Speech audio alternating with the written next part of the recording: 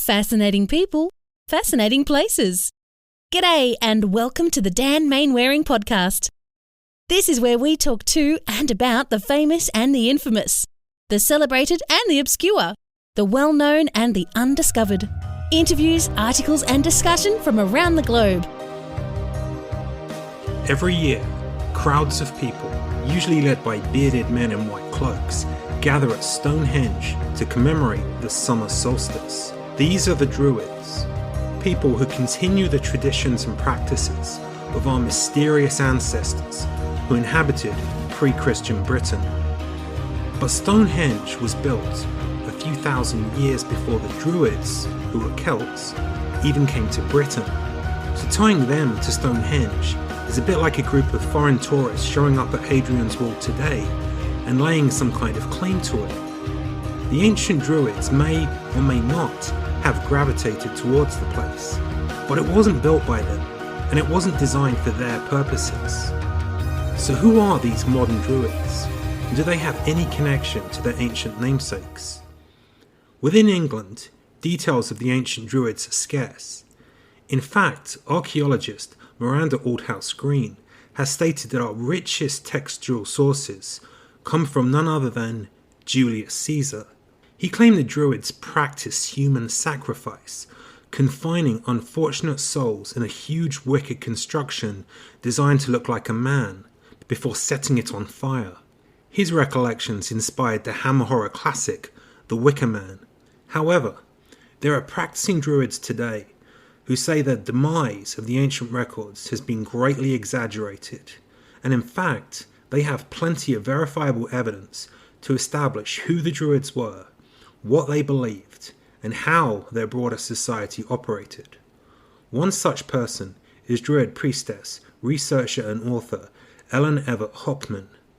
I recently spoke to Ellen to find out more about her group, the White Oak, and Druid culture in general. So Ellen, there's a perception that all we know about the Druids comes from a few snippets provided by Julius Caesar and a few other Roman writers. Is that accurate? Actually, we have a lot of material. For some reason, everybody gets hooked on Julius Caesar, and we don't even know if he was telling the truth because he wanted to get money from Rome, so he had to make the Celts sound really terrible. And he had a lot of political ambition, so he was spinning things. Everybody ignores the Irish material, and that's what I focus on, and that's what my Druid group, Tribe of the Oak, that's what we're all focused on. We have so much material. We have the old tribal laws, the Brehon laws. The Brehons were the judges and the lawyers, and they were all Druids. So we know exactly what kind of laws they had. And this is like 1,000 years before the Magna Carta. They already had rules about kings and how kings should behave. And kings were elected, and kings could be fired if they didn't behave properly. I mean, this was 1,000 years before the Magna Carta, and everybody is so focused on Britain, you know. Mm-hmm. And if you just look at the Irish material, we have a book called the Oideacht Moran, or the Testament of Moran, which is an entire king-making ritual. We have the whole thing, and a Druid would have recited the ritual as the king was being ritually elevated to become a king, and the Druid is teaching the king how to be a good king, how to be a just king, and that if the king doesn't behave properly, the land will suffer, and the people will suffer, and the animals will suffer, and the trees. We have a lot of old wisdom poetry that's 2,000 years old. The Song of Amergin comes to mind. I think it's just our Anglo-Saxon culture, you know, that we're so caught up with England and anything that happened in Britain, but there's a lot more out there. From Tacitus, Julius Caesar and others, we hear references to Druids in Ireland, Britain and even in Gaul, which is now France. Were these people connected by some common belief system, or was the term Druid something that was thrown around to describe vaguely similar groups? Well, actually, according to Julius Caesar, and again, we don't know if this is true or not, but he said that the Druids from all the insular areas, they all met in Britain, which means they were meeting Probably in Wales, but if they were meeting regularly, there must have been uniformity, at least some uniformity in what they were doing, because why else would they be meeting on a regular basis? So you often hear people talking about Druids as if they're the adherents of a particular religion, in the same kind of way we call people who believe in Christ Christians. But the term Druid actually just refers to the priestly class, correct? It took 20 years to learn to be a Druid, first of all. It involved a lot of training. The misunderstanding is that in modern times, somebody can watch a movie or read one book and say, hey, I'm a Druid, pay $25 to a group and say, oh, I'm now a Druid. No, it took 20 years to learn to be a Druid. And there were specialties within Druids. Some of them specialized in law, and they kept it all in their head. It was all oral, so they had to memorize the equivalent of 25 volumes of law books. Other Druids were trained in medicine, so they became healers. It was both herbal medicine, magic, and surgery. Some of them were genealogists, some of them were historians, some of them were poets. To be a poet was an intellectual discipline because the poetic forms were very strict. So you had to know these incredibly strict rhyme schemes. It wasn't just blank verse. The highest trained poets were prophets. So they were in touch with the gods, and they were receiving inspiration directly from the gods. So what came out of their mouth was prophecy. We actually have rituals. We know what they did, at least some of the things that they did in their training. We even have books that talk about the different poetic grades and how many stories each grade of poet had to know and how many different oghams, the ogham alphabet. We have all of that. But again, that's in the Irish literature. The Druid was the equivalent of Brahmins. And actually, this is a whole Indo-European continuum. It's the same social structure as you find in India. So the Druids were the equivalent of Brahmins, and it was a hereditary class. So most Druids had Druid parents. They were trained by both their father and their mother. Then you had the warrior class, and then you had the farmers and producers, and then you had the slaves. And the slaves are the equivalent of the Sudra, or the untouchables. This is exact same social structure. And it was fluid, and same thing in India. It was fluid originally. So the more learning you had, you could move up the social ladder. And if you behaved poorly, you could be knocked down the social ladder. Even if you were a prince, you could end up in a pigsty, if you behaved really badly. To be a Druid was a very highly trained. The word is actually nemed, which means sacred. They were part of the sacred class. So it was very special. People who were not born into the Druid class could become Druids, but again, there's very strict rules about that. If you became a very wealthy landowner or cow farmer and you had hundreds of cows and you were very rich, you were not of the nemed class. You could not send your child to be trained as a Druid, but you could only send your grandchild to be trained as a Druid. So you have to come from 3 generations of wealth in order to go to Druid college and learn to be a Druid. This sounds a lot like a hierarchical secular society with lots of rules and regulations. But was there actually a religious core to it, or a deity or deities? It was both, actually. To be a Druid was to be an intellectual, first of all. You were called a person of arts, what we today would call master of arts. To be a Druid, you had to be the master or mistress. I actually have an article that you can find online. It's called Female Druids. Just look up my name and Female Druids, and the article will come up. But both men and women were trained as Druids.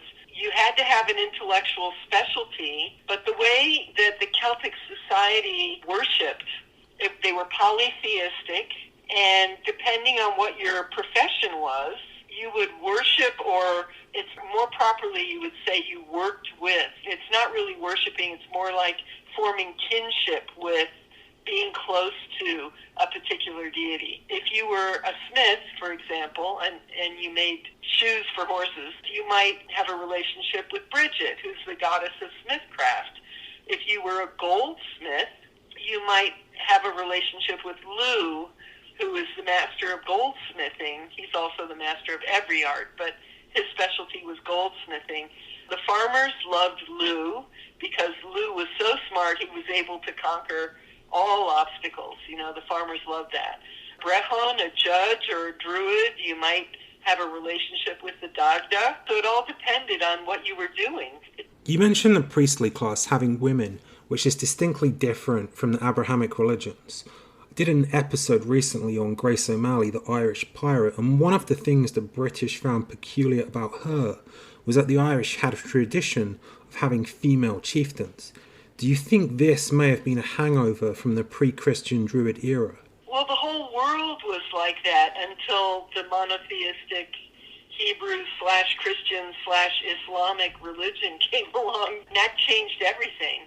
That's called patriarchy, right? I always tell people to look at the Old Testament part of the Bible, and in Leviticus, for example, you'll find passages where Yahweh, their monotheistic God, is complaining because the people are making offerings to the Queen of Heaven. They're dropping cakes into the fire for the Queen of Heaven, and he keeps complaining, they're just doing this to make me mad. There were goddesses, and there were powerful women and women rulers. What happened was, during the Bronze Age in the Middle East, not in Europe, a group of high temple priests created their own cult, which was strictly male, Hebrew high temple religion. And that cult gradually took over. It just literally demonized anything that involved worshiping female deities, and then the status of women kept going down and down and down. And it took 600 years in Ireland after the missionaries showed up.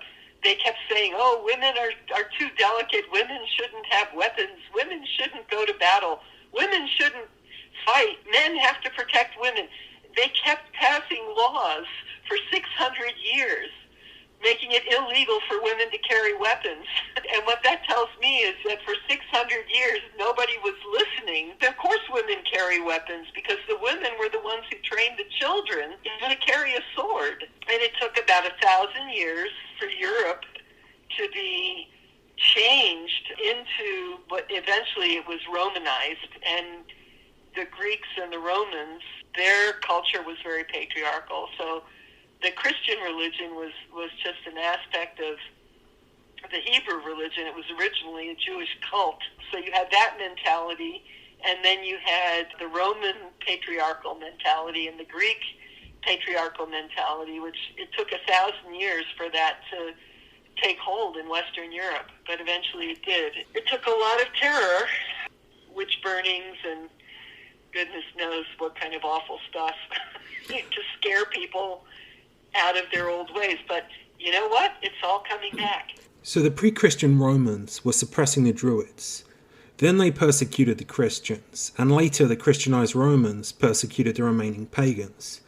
So how did Druidism resurface centuries after this pretty effective campaign of elimination? Well, first of all, it never went away completely. The Brehon laws, for example, in Ireland were still being used until the 1700s to pass judgment on things. And the stories and the songs were kept alive by the bards and the minstrels and the poets. But what happened was, when everybody thought that the Celts and pagans were safely done away with and the world was safely Christian, then along came Rousseau, various other people, and especially when they were looking at what was happening in America, people were looking at the Indians, the Native Americans here in America, and some people hated them, but some people were starting to feel romantic about them, that these wonderful wild men who had this fantastic philosophy of life, and they were pure. So people became fascinated with that. And then they turned around and they said, gee, we have something very similar in Europe. We have our own wild men, our own native traditions. So they started looking at the old ways. And again, that was in the 1700s. It was actually a group of Masons both in France and in England, who were doing this. to be a Mason in the 1700s, that was pretty out there, you know. I mean, now they seem kind of tame, but especially Freemasons in the 1700s, that was pretty risque stuff. So those people, William Blake, the poet William Blake was one of them, for example. So they said, gee whiz, we have our own wild Indians in Europe, and they started calling them Celts. William Blake actually was a Druid, and he had a Druid group, but they were all Masons. And the problem with that, of course, is that the Masons were all men, so they didn't allow women. And so then this cultural idea of the Druid being an old man with a beard, that goes back to the Masons. If you look at my article, Female Druids, which is on the internet, and I also wrote novels about this. I have a trilogy of novels, Priestess of the Forest, the Druid Isle, and Priestess of the Fire Temple. These are Druid priestesses in the novels. But that's all based on what I've been studying and reading for the last 30 years. You've also written a couple of non-fiction books drawn from your experiences and contacts with other contemporary Druids from around the world. So tell me about those books. Yeah, if people are interested in modern Druids, I have two books. One is called A Legacy of Druids, and it's conversations with Druid leaders. And I literally went all over Britain and all over the United States. I didn't go to Ireland for that one. I actually did the interviews in 1996, which sounds like a long time ago, but the people that I interviewed were the founders of the major Druid orders that are around now. And Philip Carr-Gomm actually wrote the foreword for the book, and he's also interviewed in the book. But I went around, I had my little tape recorder and my microphone, you know, and I interviewed these Druids because I wanted to know. I've been a Druid since 1984, officially. You know, every time you talk to a Druid, you get a different description. They say, ask two Druids what a Druid is, and you get 10 different answers. I wanted to talk to the people that were the serious founders of the various Druid groups, so I went around. And the book is called A Legacy of Druids, and it's in-depth interviews with Druid leaders, founders of the groups. The other book is called Being a Pagan, and in that one, which I actually wrote first, I was interviewing witches, Wiccans, Druids, and other kinds of pagans, because first I wanted to understand what is a pagan. I said, gee, if I'm a pagan, I better know what it is, you know, so... And everybody had a different idea, so I just took it upon myself to go to all the different festivals and interview people. Margot Adler, who's the author of Drawing Down the Moon, I'm so proud of myself because she's a trained journalist, and she said that I did an amazing job. Read A Legacy of Druids, just to get an idea of all the different flavors of Druids that there are. But this is all modern Druid. Well, there's a particular kind of Druid called a Celtic Reconstructionist Druid, or a CR pagan. Celtic Reconstructionists try really hard to understand the old deities, the rituals, the beliefs, the ethics, the poetry. That's what Celtic Reconstructionists do. Then there are other Druids who say, oh, you can just, if you want to be a Druid, all you have to do is sit under a tree or go hug a tree, and that makes you a Druid. And so they make it up out of whole cloth, basically. Yeah, there's many different kinds of Druids. I mean, my group, Tribe of the Oak, tribeoftheoak.com, we are Celtic Reconstructionists, and I do have a really good book list on that website. If people are interested in, looking into this in depth, there's a list of what we call basic books. You study the history, you study archaeology, you study anthropology, you study linguistics, you study the ancient poetry. But as I said, other kinds of Druids just say, oh, I love nature, that makes me a Druid. I had an Irish grandmother, so I'm a Druid, From your point of view, since you're trying to keep it more authentic with the original tradition, do you find it frustrating that you have casual people, oh yeah, hey, I'm just a Druid because I like flowers or something? I mean, does that make it... Oh yeah, I find it very frustrating. I mean, it's hard for me to keep my mouth shut, because I have to be nice, right? I don't want to hurt anybody's feelings. To me, it's disrespectful, because the ancient Druids, we know that they spent at least 20 years in training before they could go out and be a Druid. To be a Druid was to perform a service within the tribe. It's different from being a witch, okay? A witch is a free agent. They are independent. You never know whose side they're on. That's why people were scared of them. You didn't know if they were going to work for you or against you. They were a law unto themselves. That was a witch, and that's why they were scary. A Druid worked as part of the tribal structure and was there to serve the tribe and to perform a function. Whether they were being an ambassador, political advisor to the king, or doing battle magic for the king, or being a doctor, or a lawyer, or a ritual leader. They weren't all priests and priestesses, just some of them specialized in that. But it was always a tribal function. To say that you're a Druid because you like to hug trees, if you're a Celtic Reconstructionist, that does sound pretty disrespectful. I'm sorry. Sure. And sorry if I hurt anybody's feelings. You said your other book, so in your book about pagans, you actually refer to yourself as being a pagan. But that term has a lot of different connotations. Some people might think of a Roman emperor as being a pagan. Some people might think of a Hindu.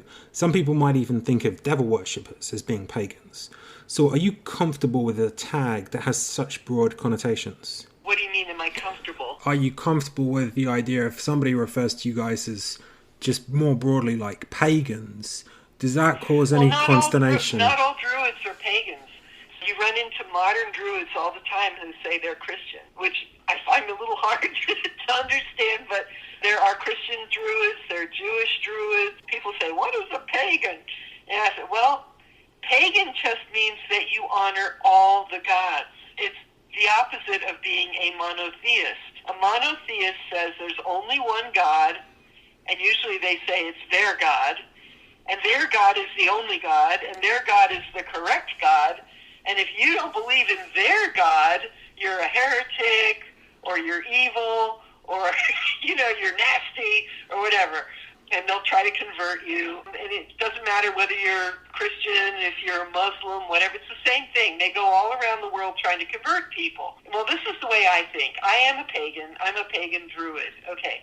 I am a monotheist in the sense that I believe that all creation emanates from source. And it's what the Taoists call the mother of 10,000 things. There's this ultimate source. It's what the Hindus would call the Atma, the sacred source of all. So I'm a monotheist in that sense. But I'm also a polytheist because for me, the gods and goddesses and all the spirits emanate from that source. I've been a devotee of the goddess Bridget, for example, for over 30 years now. I'm very comfortable being a polytheist because I recognize other pagans work with other deities, and I have no problem with that. And I'm also fine with people who want to work with Jesus or Mary or Jehovah or whoever they want to work with. That's fine. But a pagan is somebody who says all the gods and goddesses are divine. They're all worthy of respect. They're great, all of them. We would never presume to say, oh, only Thor. Thor is the one God, and if you don't worship Thor, you are evil. We just don't say that. So to me, that's the essential difference. When you say practicing Druid, what does that actually mean? I mean, as a Christian, I might say I'm practicing if I go to church on Sunday. But what does being a practicing Druid actually entail? We have 4 what we call high holy days. They're fire festivals. We just had one in Bulk, what they now call Groundhog Day in the United States. The next one will be Beltane or Bjaltana, which is May Day. The next big one is Lunasa or Lammas.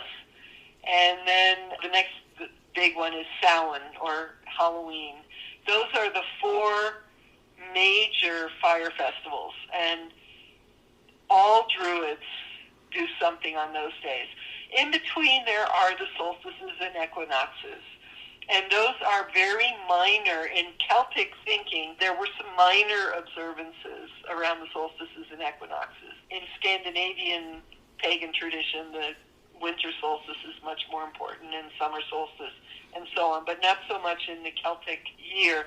But I would say pretty much all pagans now celebrate the solstices, the equinoxes, and then the points in between. But the difference is for Druids, the really big ones, the important ones are Imbolc, Beltane, Lughnasadh, and Samhain, or Halloween. Those are our big ones. So how big is the Druid community today? Okay, I did ask around, and based on various studies done by Pew, we estimate there's about between 33,000 and 37,000 Druids in the United States. I remember years ago a survey was done, but this is a long time ago, in Britain, and I think they identified 10,000 at that time in Britain. But in the U.S., it's somewhere between 33,000 and 37,000 practicing genuine Druids. If anybody wants to dig deeper, go to tribeoftheoak.com and you'll find the basic book list there. And then they can also go to my website, which is EvertHopman.com, and you'll see all my books there. And I have books about trees. I have a Druid's Herbal of Sacred Tree Medicine, which is all about the Ogham alphabet and the spiritual meaning of trees. There's another one, Tree Medicine, Tree Magic. I mean, there's the novels, the trilogy of novels is there, that are all about Druids, female Druids primarily. And there's a lot of other books. But yeah, tribeoftheoak.com and EvertHopman.com, and you'll see book lists both places.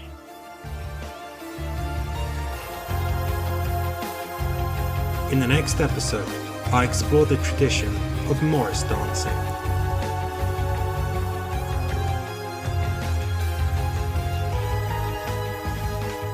Well, stone the flamin' crows. It's time for Dan to do the Harry. Watch out for the next podcast and follow Dan's activities at www.danielmainwaring.com.